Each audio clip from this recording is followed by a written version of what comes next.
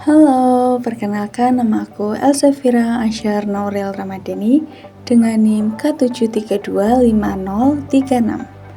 Aku mahasiswa semester 1 dari Universitas 11 Maret, Fakultas Keguruan dan Ilmu Pendidikan, Program Studi Pendidikan Guru Sekolah Dasar PSDKU Kebumen.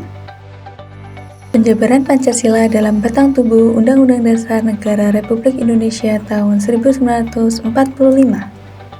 Tujuan dari video pembelajaran kali ini yaitu untuk memahami bagaimana nilai-nilai filosofis Pancasila diwujudkan menjadi norma-norma hukum tertinggi yang mengatur kehidupan berbangsa dan bernegara. Yang pertama ada pembukaan Undang-Undang Dasar dan pokok-pokok pikiran. Pembukaan Undang-Undang Dasar 1945 berisi suasana kebatinan, cita-cita hukum, dan cita-cita moral bangsa Indonesia. Semua itu bersumber dari Pancasila yang menjadi pandangan hidup dan dasar negara kita. Isi pembukaan kemudian dijabarkan ke dalam batang tubuh melalui pasal-pasal Undang-Undang Dasar. Hubungan pembukaan dan batang tubuh Undang-Undang Dasar dibagi menjadi dua, yaitu kausal, yang berarti pembukaan menjadi sebab adanya batang tubuh. Yang kedua ada organis. Pembukaan dan batang tubuh adalah satu kesatuan yang tidak bisa dipisahkan. Karena pokok-pokok pikiran pembukaan dijabarkan dalam pasal-pasal, maka Pancasila bukan hanya cita-cita, tetapi sudah menjadi hukum pasif. Sesuai dengan penjelasan Undang-Undang Dasar Negara Republik Indonesia tahun 1945, pembukaan mengandung 4 pokok pikiran yang diciptakan dan dijelaskan dalam batang tubuh. Keempat pokok pikiran tersebut sebagai berikut. Pokok pikiran pertama yaitu negara melindungi segenap bangsa Indonesia dan seluruh tumpah darah Indonesia dengan berdasar atas persatuan dengan mewujudkan keadilan sosial bagi seluruh rakyat Indonesia.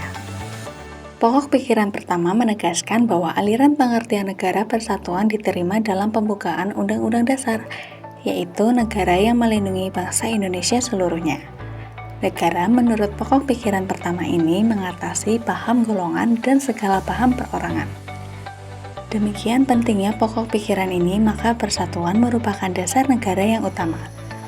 Oleh karena itu, penyelenggara negara dan setiap warga negara wajib mengutamakan kepentingan negara di atas kepentingan golongan atau perorangan. Pokok pikiran kedua yaitu keadilan sosial. Negara hendak mewujudkan keadilan sosial bagi seluruh rakyat Indonesia. Hal ini menunjukkan bahwa pokok pikiran keadilan sosial merupakan tujuan negara yang didasarkan kepada kesadaran bahwa manusia Indonesia mempunyai hak dan kewajiban yang sama untuk menciptakan keadilan sosial dalam kehidupan bermasyarakat, berbangsa, dan bernegara. Pokok pikiran ketiga yaitu kedaulatan rakyat. Negara yang berkedaulatan rakyat berdasar atas kerakyatan dan permusyawaratan perwakilan. Pokok pikiran ketiga mengandung konsekuensi logis yang menunjukkan bahwa sistem negara yang terbentuk dalam undang-undang harus berdasar atas kedaulatan rakyat dan permusyawaratan perwakilan. Kedaulatan rakyat dalam pokok pikiran ini merupakan sistem negara yang menegaskan kedaulatan berada di tangan rakyat dan dilakukan sepenuhnya oleh Majelis Permusyawaratan Rakyat atau MPR. Pokok pikiran yang terakhir yaitu ketuhanan yang Maha Esa. Negara berdasar atas ketuhanan yang Maha Esa menurut dasar kemanusiaan yang adil dan beradab. Pokok pikiran keempat menuntut konsekuensi logis, yaitu Undang-Undang Dasar harus mengandung isi yang mewajibkan pemerintah dan lain-lainnya penyelenggara negara untuk memelihara budi pekerti kemanusiaan yang luhur dan memegang teguh cita-cita moral rakyat yang luhur. Pokok pikiran ini juga mengandung pengertian takwa kepada Tuhan Yang Maha Esa dan pokok pikiran kemanusiaan yang adil dan beradab, sehingga mengandung maksud menjunjung tinggi hak asasi manusia yang luhur dan berbudi pekerti kemanusiaan yang luhur. Pokok pikiran keempat pembukaan Undang-Undang Dasar merupakan asas moral bangsa dan negara. Amandemen Undang-Undang Dasar Negara Republik Indonesia.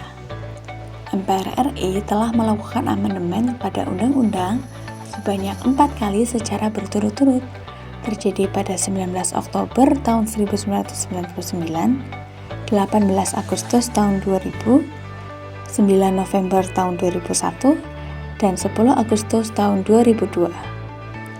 Keseluruhan batang tubuh Undang-Undang Dasar yang telah mengalami amandemen dapat dikelompokkan menjadi 3 bagian.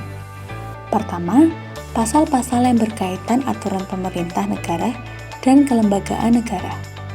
Kedua, pasal-pasal yang mengatur hubungan antara negara dan penduduknya yang meliputi warga negara, agama, pertahanan negara, pendidikan, dan kesejahteraan sosial.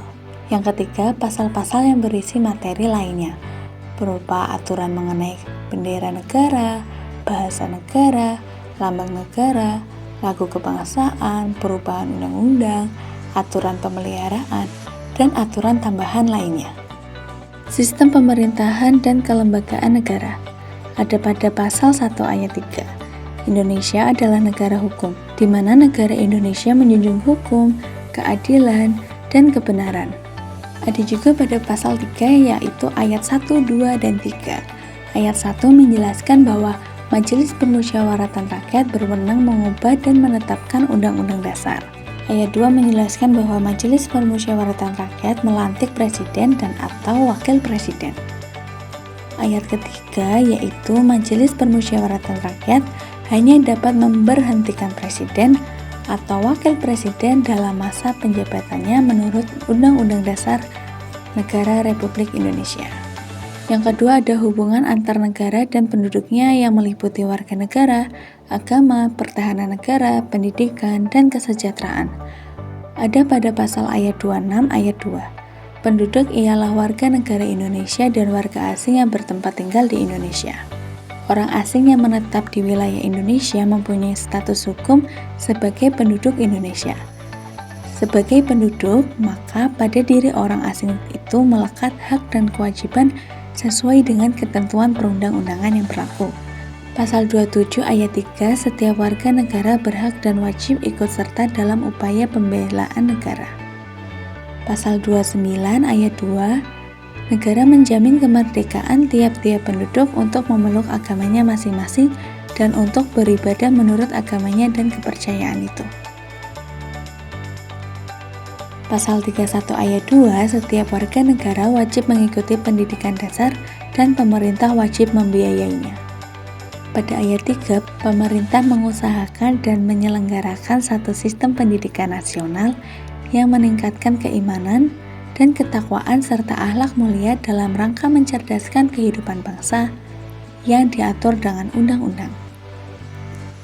Pasal 33 ayat 1 yaitu perekonomian disusun sebagai usaha bersama berdasar atas asas kekeluargaan. Pasal 34 ayat 2, negara mengembangkan sistem jaminan sosial bagi seluruh rakyat dan memberdaya masyarakat lemah dan tidak mampu sesuai dengan martabat kemanusiaan. Yang terakhir ada materi lain berupa aturan bendera negara, bahasa negara, lambang negara, dan lagu kebangsaan. Pada pasal 35, bendera negara ialah sang merah putih. Pasal 36, bahasa negara ialah bahasa Indonesia. Pasal 36A, lambang negara ialah Garuda Pancasila dengan semboyan Bhinneka Tunggal Ika. Pasal 36B, lagu kebangsaan adalah Indonesia Raya. Bendera, bahasa, lambang, dan lagu kebangsaan merupakan simbol yang mempersatukan seluruh bangsa Indonesia di tengah perubahan dunia yang tidak jarang berpotensi mengancam keutuhan dan kebersamaan seluruh negara dan bangsa, tak terkecuali bangsa dan negara Indonesia. Bendera, bahasa, lambang, dan lagu kebangsaan memiliki makna penting untuk menunjukkan identitas dan kedaulatan negara dan bangsa Indonesia dalam pergaulan internasional. Nah, jadi kesimpulannya yaitu pembukaan Undang-Undang Dasar 1945 berisi pokok-pokok pikiran yang bersumber dari Pancasila. Pokok-pokok pikiran itu dijabarkan dalam pasal-pasal Undang-Undang Dasar sehingga Pancasila benar-benar menjadi dasar hukum negara. Melalui amandemen dan pasal-pasalnya, kita bisa melihat bagaimana nilai-nilai Pancasila diwujudkan dalam sistem pemerintahan, hubungan negara dan rakyat, hingga simbol-simbol negara. Sampai sini dulu video dari aku, semoga bermanfaat. Bye-bye!